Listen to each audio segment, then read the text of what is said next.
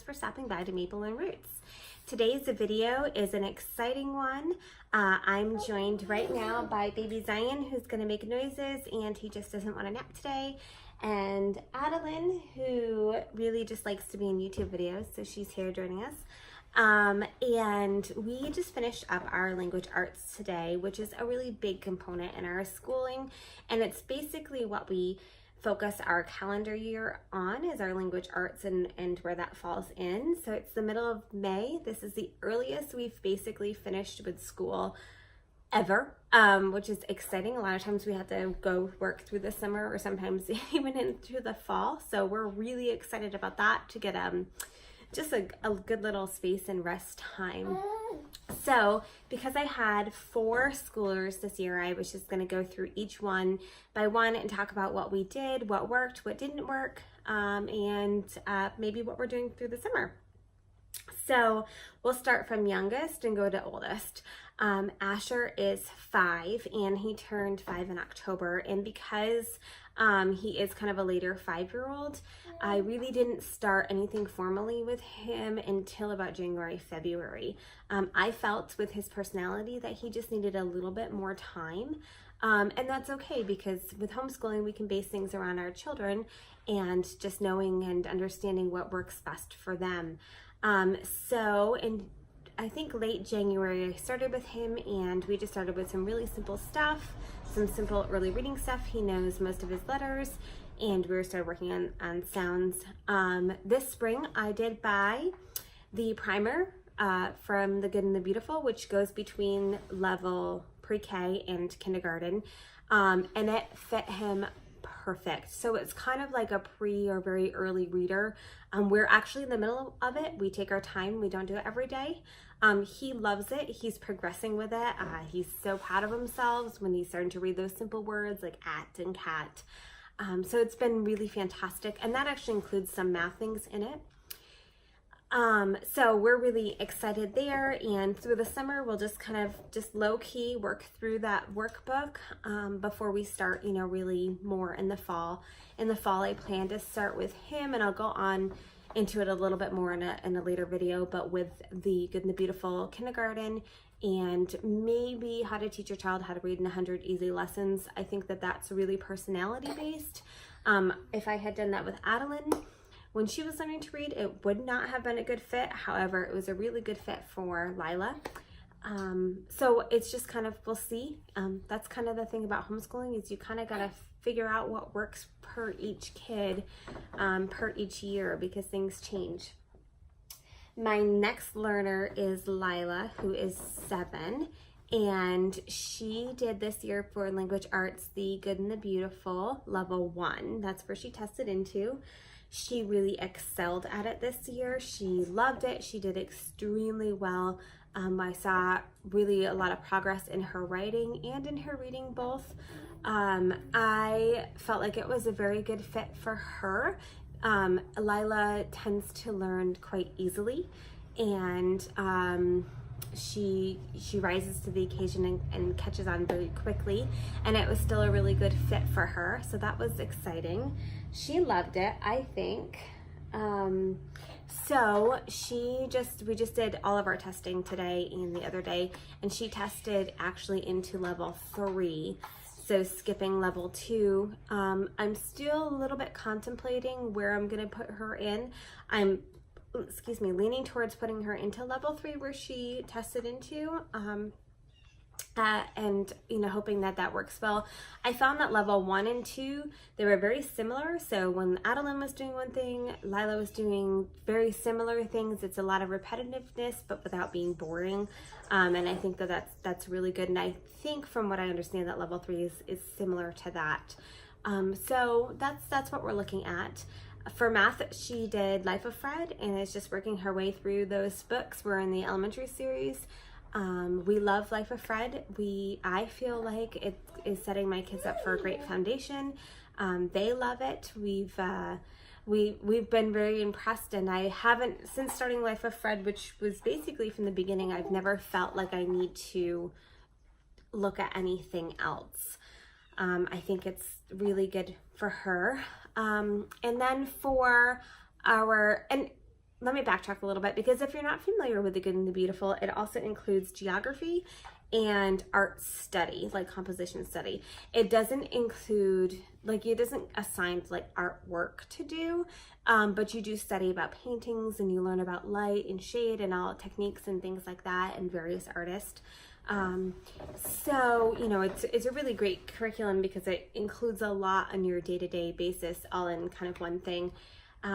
So for history this year, I combined, before I didn't have Adeline and Lila combined with history, and this year I just had this like come to Jesus moment where I said, you know what, they're only 2 years apart, they have very similar interests, and they like to be together. So I made the executive decision to combine their anything science related or history related. I felt like that was a really good choice for them, and it also just kind of took a burden off of me, so I wasn't doing 2 different histories. I was able to just focus on like one core essentially, because Asher's not doing history yet, and you know, Lexi being so much older was just in a totally different spot. So I haven't talked about this yet, but in my journey of home education, I have been quite dissatisfied with what I've found for history curriculums. I was raised in a house where history was extremely important. My dad loves history. We learned about it so much, and I feel like it's really important for our kids as well. So I wanted to find something that I felt was historically accurate, that was interesting, that was honoring of cultures, and that wasn't just from a white European focus. And it is really challenging to find that. I spent all of last summer researching and digging in and trying to find something that really fit us. Additionally, I really wanted something that went from ancient to modern every year, because I like that. I feel like when you're learning a timeline, that's really helpful. And I just wasn't finding it. I think ultimately what I found that I really desired was a culture-based history. So taking like a region, a geographical region, and studying from ancient to modern and all about it. So that's what we attempted to do this year. I'm not gonna call it fully successful, and I'm not gonna call it a complete failure either. I learned a lot. I've never written my own curriculum or anything like that. So I learned a lot about it this year. I had like, you know, just on the calendar, like bracketed it out, like we're gonna do this here and this here. And we just found like we needed a lot more time. So we started in the Middle East. I feel like if you're gonna start with history, you may as well just start where it begins. The Fertile Crescent and all of that, creation. And we've focused a lot on creation in our homeschool life. So we kind of just very quickly went through that. And then started there through the Middle East, and then kind of working our way over into Asia. We didn't cover nearly as much as I had hoped. There's a lot. So we basically did the Middle East, India area, and now over into like China and Japan. So I hope to cycle back through all of what we've already covered and what we're going to cover in the middle school and high school years again, and just really start learning from history and the importance of that. So that means that next year, well, truth be told, I love American history, and we have actually yet to really do American history in our homeschool, because I do change our history curriculum quite often. So I am determined that this upcoming school year, we're gonna kind of break off a little bit from what I had originally planned and go right into American history and do a full year of American history. And it works out because we'll actually be traveling next year from our home in New England, and we're gonna be going out to the Colorado area. So we're gonna get to see a whole lot, and we hope to really stop on a lot of like historical stops there, and kind of tapering our school and planning around that. So we're excited. I'm excited to start that, and we're actually going to be starting a portion of it this summer. So we're just finishing up on our study right now. We're going into kind of modern China, modern Japan, and that area, modern Asia, and we're going to go kind of back and go right to early American history. And we're actually going to be starting, I think, we're actually going to be starting probably in the early like 1600s, 1400s, 1500s, with those early settlers who came over to South America, North America, and covering those and working our way through. Again, from this kind of this period of time, this early modern time up through now. We're excited about that. I'm excited about that. I have tons of... I got him. Okay.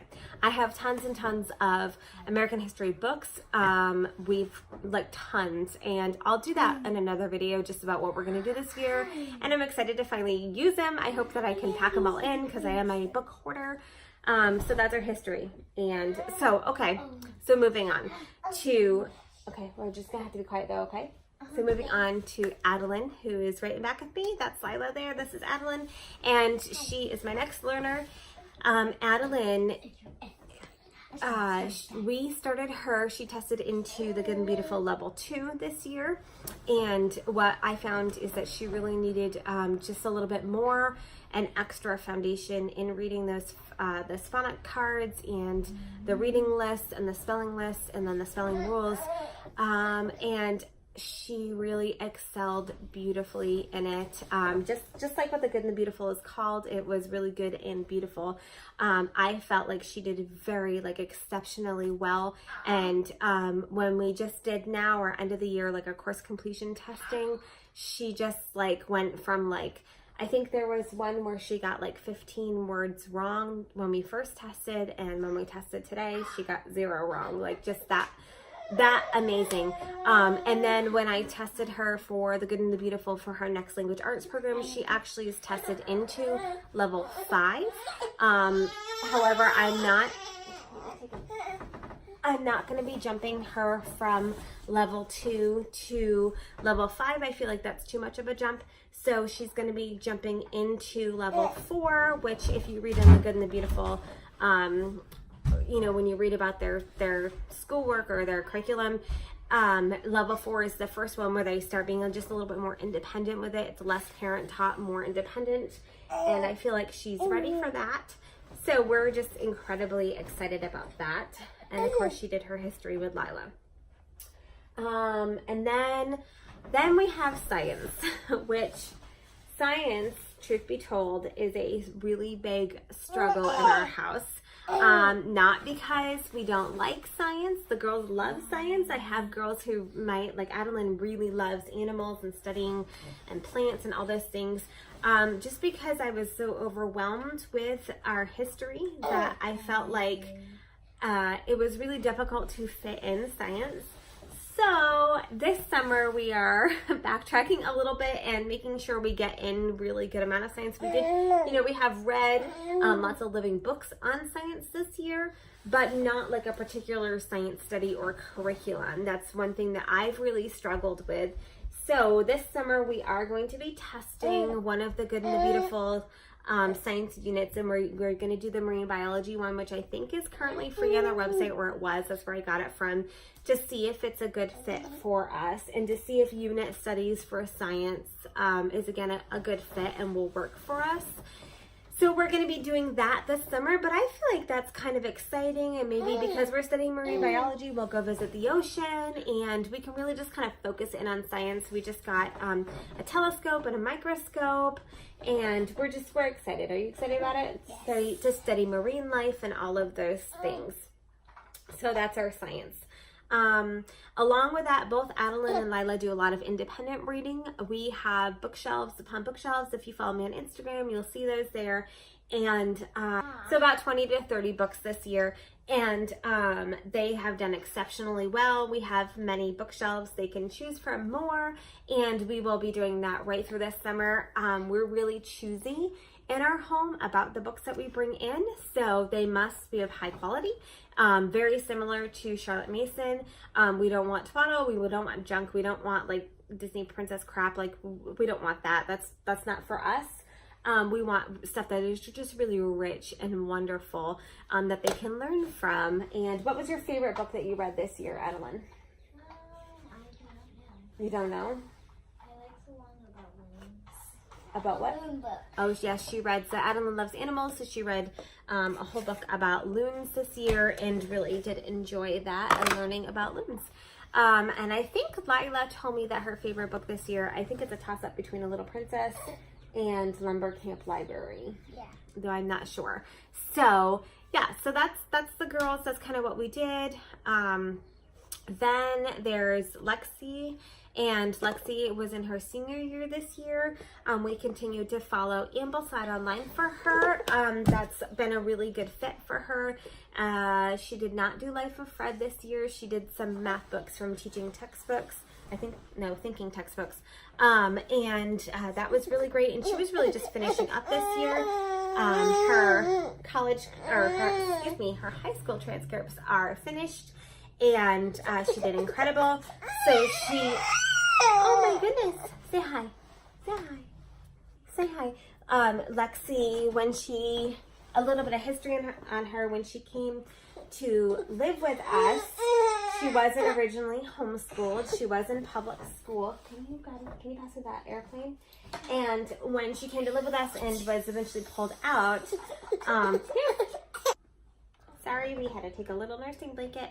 But when Lexi came to live with us, she started, when she was pulled out, working with a virtual school.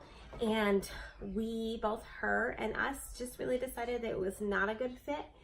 And so she just needed something a little bit more personalized for her and where she was at and what she was coming from. And so I kind of tossed together a curriculum on my own for everything. And we're really excited because she's graduating with, I think, like 38 credits, which is pretty high for a high school student. She just has had a really well-rounded high school education, and we're really thrilled and really proud of her. She's done well. We have graduation coming up, and that's been wonderful. She's done. She finished probably about last week. She's not done. She has to finish reading Moby Dick, which is a challenge for her because she really hates it. And I know that there are some people who love Moby Dick and some people who hate it. And we just want her to persevere and pursue through Moby Dick. And so that's where she's at. So that's like the last thing that she's doing. And then she's completely done and ready to graduate next month, which is really exciting. So just if you can look at my children. Oh my goodness. Yeah. Are we about done? Okay, so that's it. We've had lots of nursing breaks, lots of kid breaks, lots of craziness, which we expect in a house full of 6 kids, 2 cats, and a dog. It gets a little bit crazy here, but thanks for joining. If you have questions or comments, feel free to drop them below. Don't forget to follow us on Instagram at Maple and Roots. And we'd love to connect with you. We love sharing our journey as homeschoolers and a ministry family and just kind of our life. So thanks so much, and until next time. And don't forget to subscribe. Don't forget to subscribe. She always reminds us to subscribe. Thanks, guys. Bye.